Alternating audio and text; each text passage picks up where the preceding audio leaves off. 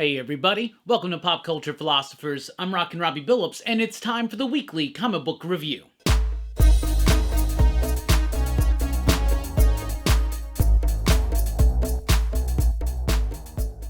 That's right everybody, thanks for checking out the video. I am Rockin' Robbie Billups. This is the weekly comic book review. It's the show where I read a lot of comic books, and I'll let you know what I thought about them, and we always start with the pick of the week, and this week's pick of the week, Ghost Cage, issue number 2, from Nick Draculina. I love this book. It has a sense of fun and craft and technique applied to amplify that fun, at the same time being a thinly veiled look at our dependency on energy and the evolution of energy along with the evolution of humanity. So it reaches a little deep, sometimes obviously so, but it does it in a very fun way with an interesting character. There's a main character in this book that in the first issue I thought that she would start kind of getting on my nerves, but the opposite happened in issue number 2. I started getting more into her story than just the overall concept, which is amazing to me, and the incredible craft, technique, and innovation, or homage and innovation, to Otomo's work in Akira. Ghost Cage number 2 blows me away. The artwork is amazing, black and white work using screen tones, and it's probably digitized, I'm not sure, but it just works so well. Like I said, a big nod and tribute to Otomo's work on Akira. Visually, story-wise, really cool. What it is we live in a society now where there is one center where all of everybody gets their energy from, and there's been a blackout because there's some kind of like terrorist attack going on there, and so there's this new avatar of energy that is created by this overall powerful dude who's in charge of this energy corporation, who unleashes this dude along with like an IT worker, and that's where we get our human perspective really, to go into this power plant, find this terrorist, take them out, and also rise the levels of all the different types of energies, defeat them, and combine them and become some new form of this. I love this book. Amazing imagination, beautiful artwork. Nick Draculina, who we know from East of West. I've rambled. I loved that book. This is a really solid new week for comics. Now, last week before, there were some good books, but overall, kind of disappointing. There's some awesome comics this week. Ghost Cage just has this element of art, concept, and fun, and it works so well together. Also from Image Comics, we have Bloodstained Teeth, issue number 1. This is written by Christian Ward, with artwork by Patrick Reynolds, coloring by Heather Moore, lettering by Hassan Osman El Hal. I really like this book. It's a vampire story, and it's a world where there's purebloods, and then there's people that are just merely turned, right?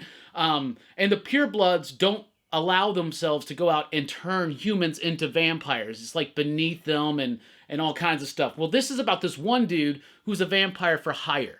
So like, for instance, you can hire this dude to turn you into a vampire for whatever reason. Well, long story short, he kind of gets found out. He's tasked to go and kill all of his children, the people that he sired, things like that. But the artwork in this book is incredible. It's got a grit, it's got a texture, and unlike a lot of vampire fiction where they go very dark with the color palette, this is incredibly bright, and it works. It works so well, especially in some of the darker, more violent moments. I was incredibly impressed with this book. Bloodstained Teeth, I almost rolled my eyes. I was like, oh, another vampire book. There's a lot of them out right now. Not all of them are great. This one, though, visually striking and a really cool story and a solid character in it, man. It's got some style, I'm just going to say that. Then we got Saga returning with issue number 58, continuing to do what Saga does, moving the story forward, giving us a few more scenes, adding little bits of information about new characters, reminding us of older characters, bringing it all together, moving it along with a nice, light touch. Artwork is still super solid. Deceptive in its simplicity, I think. I think there's a lot of underwork there. Saga 58 continues to be impressive. New Burn, issue number 6, a fantastic issue focusing in on this woman who has become New Burn's partner. We're now learning a little bit more about her past And there's some craziness in her past, and it's also tied up with this other dude who their stories are about to recollide in a crazy way. Newburn has been a really crisp detective story by Chip Zdarsky set in the world of organized crime and detective work. Each issue gives you a one-and-done story, but part of a larger narrative. It's awesome. Newburn is great. One of the best, I guess you could call it a mafia noir if you want. Step by Bloody Step, issue number 3. Fantastic. Visually stunning. The artwork here by, who is the artist here? It is Mateus Bergara. And Cy Spurrier are doing the writing, but this is a, I almost said a silent comic book, but of course we make the joke all the time. They're all silent. They don't make noises. But there's no dialogue in here. Well, there's maybe like some dialogue, but it's just like symbols that you don't really get. But the story is told completely visually, and if you take the time to go along with it, you're going to pick up an amazing sense of this story. So the storytelling and the craft there is top-notch, and just the artwork alone is breathtaking in moments, and it has a really good like final third in this issue in particular. Really ramps it up, the tension, the emotion, and the violence in action. Step by Bloody Step, issue number 3. That book continues to, step by bloody step, tell us that it's worth it. Then we got Gunslinger Spawn here with issue number 7. Nice, fun throwback to the 90s. Brett Booth still doing his stuff. The artwork's very textured and gritty, so if you like lots of like hatching and marks like that, and that throws you back to that old school vibe, you're gonna like this book. I've been enjoying it a lot. I think the Spawn comics, you know, they're not gonna change your life, but they're doing their job, which is just to have some really cool moments and have some really interesting characters and concepts. And we get introduced to a new character here. It's kind of like a werewolf kind of dude. It's all stitched together. Visually, really cool. So Gunslinger Spawn, I like that. Over at Marvel, we got a new Amazing Spider-Man issue number 1.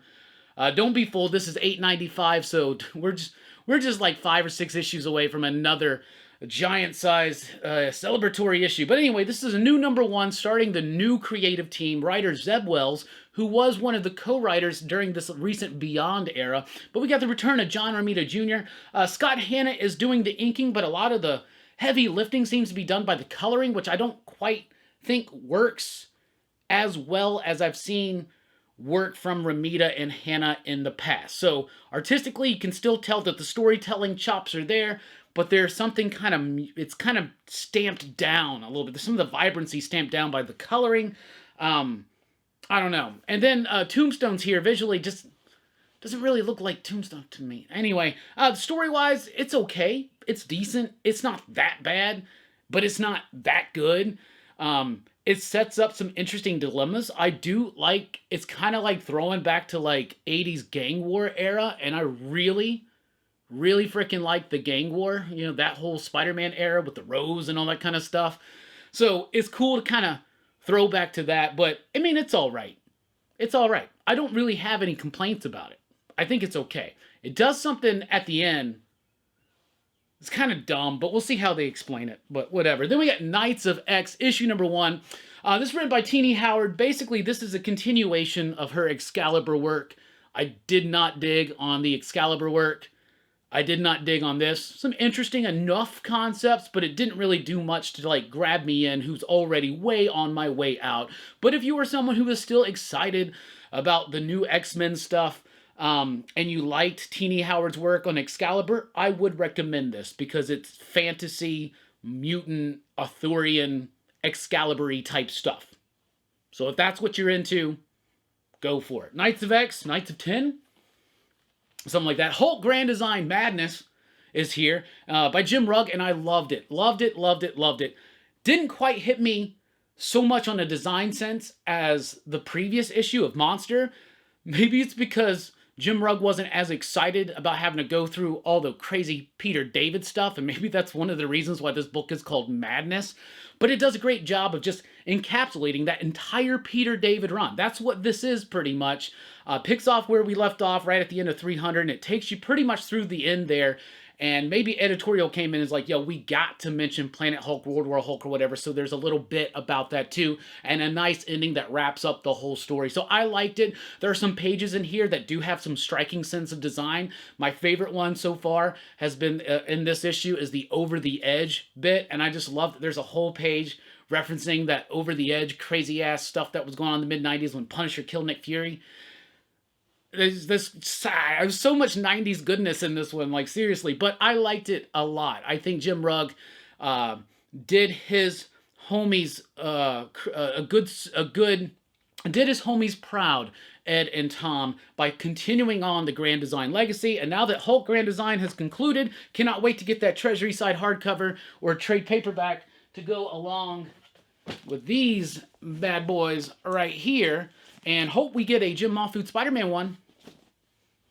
That's where I'm going for. That's what I'm hoping for next. But that was awesome. Then we got Punisher issue number 2.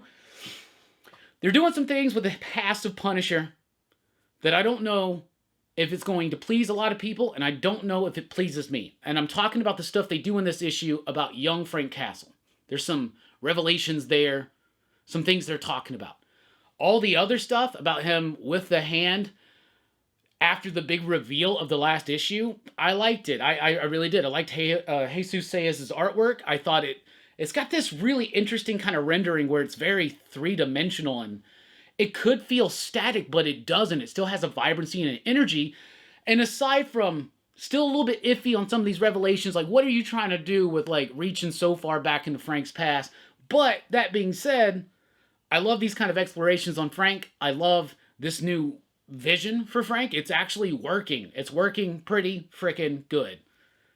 Punisher being one of the hand ninjas, and it starts getting supernatural pretty quick. So I liked it. 2 issues in, I'm still liking that Punisher run. Then we got Carnage issue number 2. I liked this one a lot better than the first one. You start seeing where Ron V, the writer, is kind of taking the story with the idea of serial killers and their fantasies about like killing to become things like that. Like stuff that like we were just recently talking on PCP Movie Night about Manhunter, the brilliant Michael Mann film. And that's kind of like, so I'm getting some of that kind of stuff coming out. And it's a really interesting take because everybody knows that Carnage is a serial killer. And even though writers in the past have tried to frame it like as a psychological profile of that kind of stuff, none of it has ever felt so disturbing or so more like a true psychological profile and reasonings.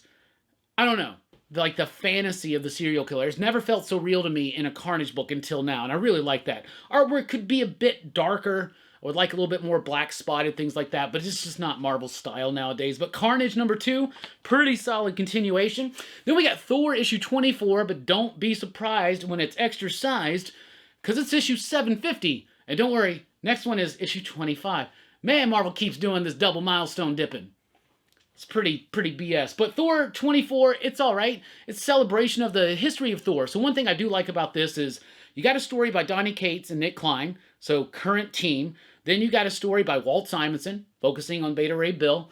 Then Dan Jurgens, talking about, he's like right in his Thor run post 24, that battle with Thanos, John Romita Jr. stuff, I think. And then you got J. Michael Straczynski, Oliver Coipel. Then you've got, who else? You got Kieran Gillen doing a Loki story that ties into the upcoming Defenders. And then it ends with the framing device of Nick Klein and Donny Cates, and it's basically the funeral of Odin, and then it kind of sets up the direction of the book going forward a little bit. It's about to jump over into a big crossover with Thor. One of my favorite bits about that, by the way, was Chip Zdarsky, who said, Donny Cates, writer of Thor, Hulk, crossover, and the Thor Hulk crossover, and that's pretty funny. But Thor 750, nice celebrations, cool seeing some of those original creators come back, so that's pretty much what it's there for. It doesn't really do too much, though, about driving story forward. Then we got Silver Surfer Rebirth, issue number 4, the penultimate issue. I've loved this. It's been such a joy to kind of go back to the 90s, and if that's what you're looking for, you just want something dumb and fun, action-oriented, not taking itself seriously at all, that's Silver Surfer Rebirth, reuniting the team of Ron Mars and Ron Lim on Silver Surfer. You got Jack of all trades, you got Thanos, and you got 5 Silver Surfers in this issue, because there's all kinds of crazy reality gem stuff going on, and it's pretty dope. Let's take a look over at DC. Hey everybody, this Monday, May 2nd, we have on the Experience some great books. You're going to have Rex. You're going to have John. You're going to have Rock and Robbie. You're also going to have lots of Doctor Strange, Star Wars, and more. We've got Defenders #1, Defenders #2, Marvel Feature with the Defenders #1, Marvel Feature #2 with the Defenders, Fantastic Four 27, and hopefully more vintage. Oh, wait, we do. Doctor Strange, Master of the Mystic Arts #2. We'll have classic Marvel Star Wars, including newsstand editions. And we will have Moon Knight. This one has Daredevil. I can't believe it. We're actually going to put this up for sale. I love Daredevil. We have more Moon Knight. We have more Moon Knight. We have more Moon Knight. And let's go back to Fantastic Four. This has the Submariner. But you know what? It's going to be available Monday, May 2nd, 6 p.m., only on The Experience. Join Robbie, Rex, and John. It will be a fun time. And we're also going to have some giveaways. See you then. And from DC Comics, we have Justice League #75 by Joshua Williamson. And this is the death of the Justice League. Now, this was teased and talked about it a long time ago. It's finally here. What did I think about it? I rather enjoyed it. I did. I've told y'all before, I am a sucker. I am a total mark for DC Crisis events. And this is straight up a Crisis event prelude. Yeah, prelude. It's a prelude to Dark Crisis, and I could not be more excited about that. It could have felt like it was integrated more, the build-up. The build-up is pretty much solely taken place in Infinite Frontier, Justice League Incarnate, and now it feels like it's getting a wider scope and it's about to erupt, but I liked it. If you've been following that story, it's the next logical step to Dark Crisis. And is it the death of the Justice League? Well, I don't want to spoil the book, but yes. But I'll also say this. There's a Crisis event coming. So no death is permanent, especially during Crisis. Because post-Crisis means it's endless possibilities. Plus, we're still in the Omniverse, right? But Death of the Justice League, issue #75. I liked it. I thought it was cool. If you are geared up for this Crisis event, if you have been loving what Josh Williamson's been doing over at DC, I would highly recommend it. Then we have The Swamp Thing, issue #12. Wow, Rom V is continuing to level up in the pages of Swamp Thing, and so is Mike Perkins and Mike Spicer. This artwork is so freaking amazing. It is textured. It is organic. It is totally atmospherically appropriate for this book in introducing new concepts. Rom's already been playing with this. This is something a lot of really great writers do when they come in to write Swamp Thing, is they kind of play with the idea of the parliament of trees and the green and the rod and the red and try to put their own spin on it. This is amazing. Basically a new avatar, a new parliament is introduced here. And then there's even something else at the end. The widening of the mythology, the usage of the new character of Levi and his journey in love, his journey of family, his journey of purpose and belonging and a sense of straight and narrow and right and wrong and all that kind of stuff. Like, Swamp Thing is freaking brilliant. And you got Jack Hawksmoor in it. Come on, y'all. I'm a big fan of Stormwatch and the Authority from back in the day. Jack Hawksmoor is one of the best. The way it's tied in thematically to what's going on, bruh. Ron V, Mike Perkins, Mike Spicer, and Aditya Bidikar, they're killing it. That's one of DC's best books right there. Then we got Batman Beyond the White Knight, issue #2, continuing that momentum. Sean Murphy is such a great artist, especially with buildings, cityscapes, vehicles, perspectives, things like that. And he's been crafting a really interesting story. This is his take on Batman Beyond, and I'm digging it. I like this whole reimagining. There are things that they have done with the relationship between Bruce and Harley in this book that would really piss me off in any other book and really be obnoxious and annoying, but it works so well in here because even characters that I typically don't like Jason Todd, like Harley Quinn, I'm loving them in these in this world of Murphy's White Knight verse, and just really digging it. That's just good stuff. Then we got Detective Comics 1059. It's okay. It's got really solid artwork. Ivan Reis does most of the artwork here, and that's pretty dope. The backup stories with Gotham Girl, and it's kind of skippable. The artwork was great, though. That's David Lapham. But I don't know, it was all right. I've liked it better than Arkham Tower. I liked it better than any of that stuff.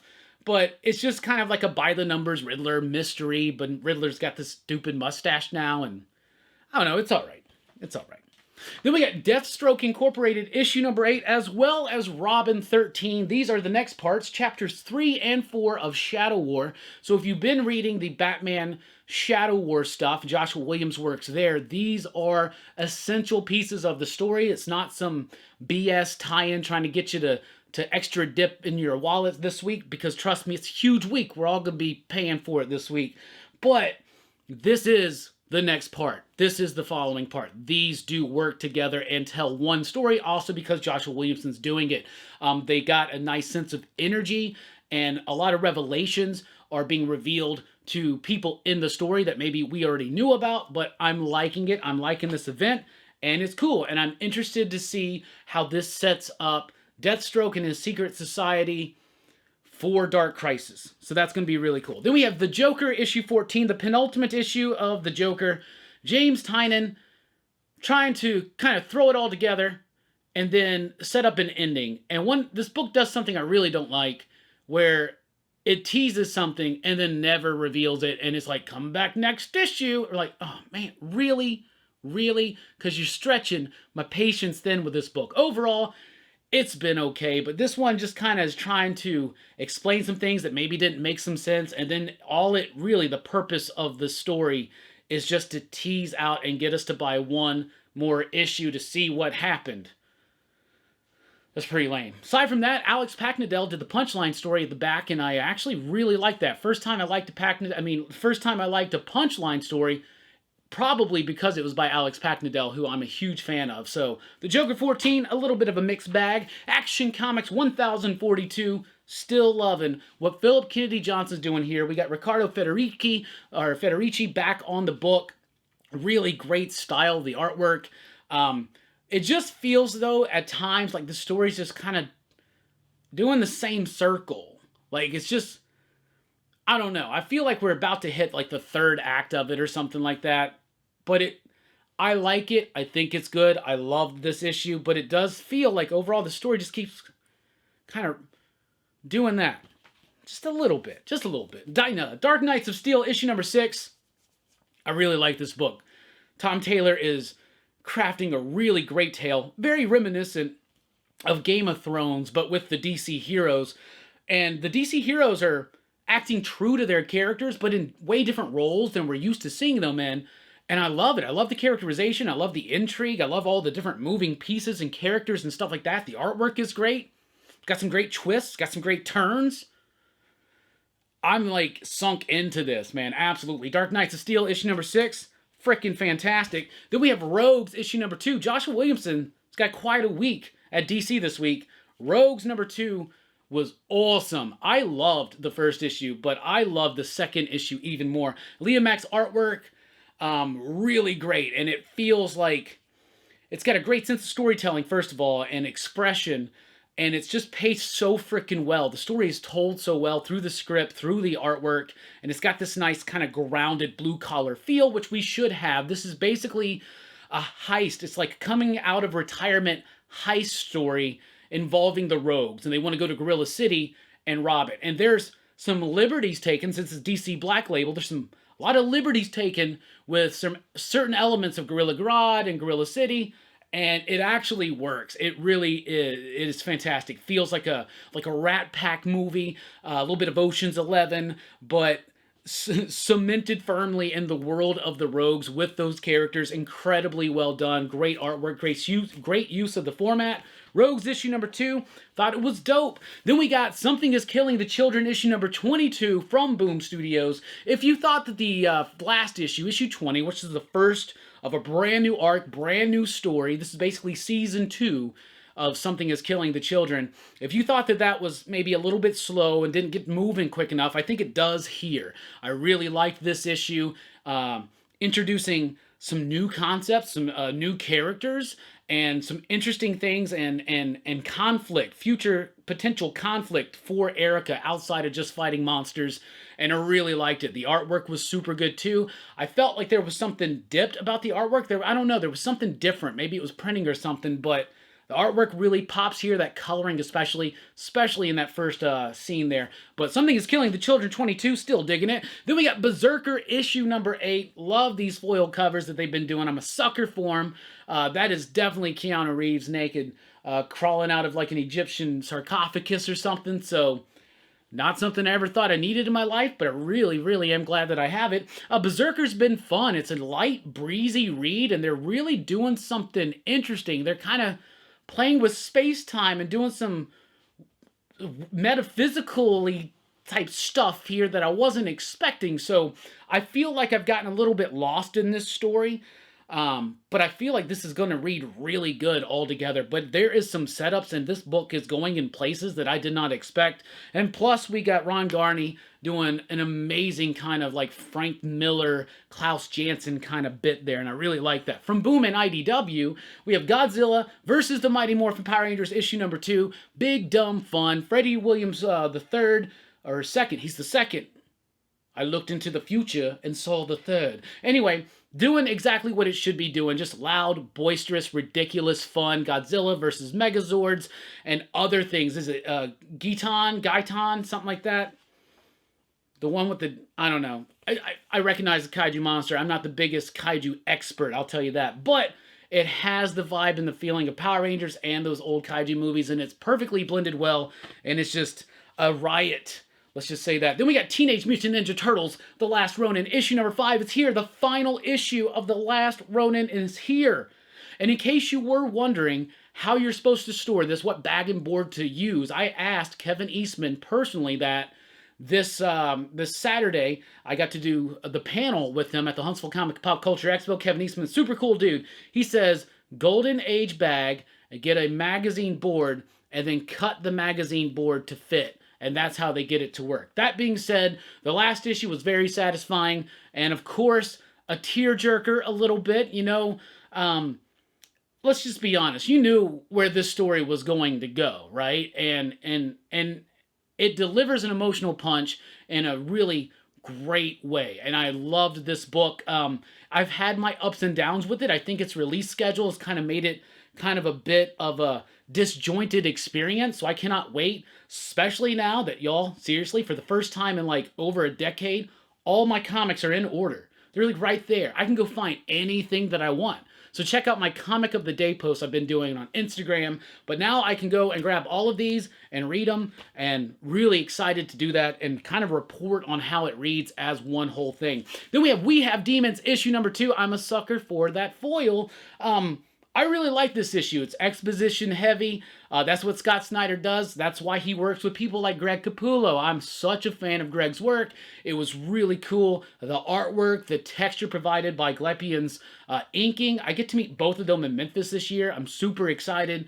We Have Demons, though. I like this concept. I like this story. I'm into the characters. And that's something that some of Scott Snyder's recent books like Noctera or Undiscovered Country, cool concepts, don't really connect with any of the characters. This one, much more like direct connection, and I think the art is a big help with that. I loved it. I thought it was really, really cool. Very, very exposition-y, though. Naughty List, number 1. This is a new one from Aftershock. I was very dismissive of this book, because even though it's got a great Francisco Francavilla cover, that makes me think this could be like a Silent Night, Bloody Night. It's not. This is an origin story for Santa Claus. So kind of think about Klaus, what Grant Morrison and Dan Moore did with Klaus. And at first I was like, this just sounds like Klaus. But it's not, because this is a Santa who's not mythical. I mean, he is. There's magic and stuff. But this is a dude who does not want to be Santa Claus, and he views it more as a curse. And this was really fun. This was really ridiculously crude, rude, and fun at times, and such an interesting approach to this story that I really, really appreciated it. Solidly told, solidly rendered. That one was really cool. Last week, we were shorted our copies of Crimson Cage, issue number 5, the final issue of Macbeth meets territorial wrestling in the 80s, and this is so I finally got to read it. Awesome. Complete bloodbath, appropriate ending, dark, twisted, shocking, but not shocking, because we know the story of Macbeth, but awesome. John Lees, You killed it. Speaking of killing finales, John Lees also kills the finale of Hotel Volume 2, issue number 5 out this week. Wow. I loved the ending of Hotel Volume 1. This ending was balls to the wall. This was awesome. I really like this, and I hope we get a Volume 3. If you haven't read Hotel, it's about this hotel on Route 66. It's got like 4 rooms, and people that go there are kind of wanted, like, they're kind of attracted. There's something mysterious and supernatural going on here, and let's just say that like a biker gang or something. I don't know if they're a biker gang. There's some gang shows up. They think they rule Route 66, and man, they done got theirs in this one. That was an awesome book. Those are 2 awesome endings from John Lees. Over at Dynamite, we have Draculina issue number 3. Christopher Priest doing his non-linear storytelling here. It's making me kind of confused, especially since this is a new character and concept and world that I'm diving into. But aside from that, I am still able to pick up a thread, and it's interesting. So Christopher Priest sometimes can be a bit challenging with the way he does that non-linear type thing, but usually it's worth it. That's how I found his Black Panther run to be, because I remember being younger. It's like in high school when the Black Panther run started, and I was so confused. Everybody was so confused, but I just would read those things over and over and over again. Now, obviously, I have less time and more things to read nowadays, but probably something worth repeated readings. Red Sonja, issue number 8, Mirka Andolfo continues to just do a great Red Sonja story, and I'm liking it because it's a side of that character we don't typically get to see. She basically is a surrogate mother to this child who's like a fire starter, and in this last arc, Red Sonja gets captured, and the kid has to go and save her, and it's building this relationship and this dynamic that's really very charming, and like I said, adding new dimensions to the character of Red Sonja, at least as far as I'm concerned, so I really like that. Then we have Vampirilla, Dracula, Unholy, issue number 5. It's a bit confusing at times, or it has been, but it has solidified for me. I do not necessarily like the art in this series, but I do like the story. There has been an interesting twist, and I just feel like it doesn't quite have the impact, because the artwork just feels a bit rushed at times here, but still liking this concept. So Christopher Priest doing some really interesting stuff in the world of Vampirilla. So real quick, let's go back over it. John Lees is killing these endings, and I mean that in a good way. The naughty list needs to be on your list. I'm a sucker for Foyle and Greg Capullo. The Last Ronin's probably going to make you cry, but I'm not going to lie. It's still a really good book. Something is Killing the Children Stay Strong. The Rogues is the best of heist stories with that blue collar thing. And if you like Game of Thrones but hate the ending, hopefully Tom Taylor can do a better one. Detective comic plodding along. Batman Beyond the White Knight is dope.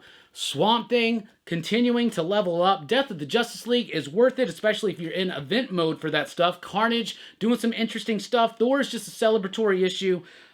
Silver Surfer, Excalibur, yeah, that's what that is. Jim Rugg, hell yeah. The Punisher continues to be decent. Amazing Spider-Man is just okay. But New Burn, Step by Bloody Step, Saga, really cool. Bloodstained Teeth, don't sleep on that, especially if you like something different with the artwork. But Ghost Cage, concept, character, pace, vibrancy, fun, technique, craft, everything together working perfectly out and above all the others. This was the pick of the week. What are you reading? What are you digging? Let us know in the comments down below. Thank you so much for checking out the video. I've been Rockin' Robbie Billups. Join us over at popculturephilosophers.com for podcasts, blogs, and a whole lot more. I've been Rockin' Robbie Billups. Thanks for rocking with us. Station. Pop, pop, boom.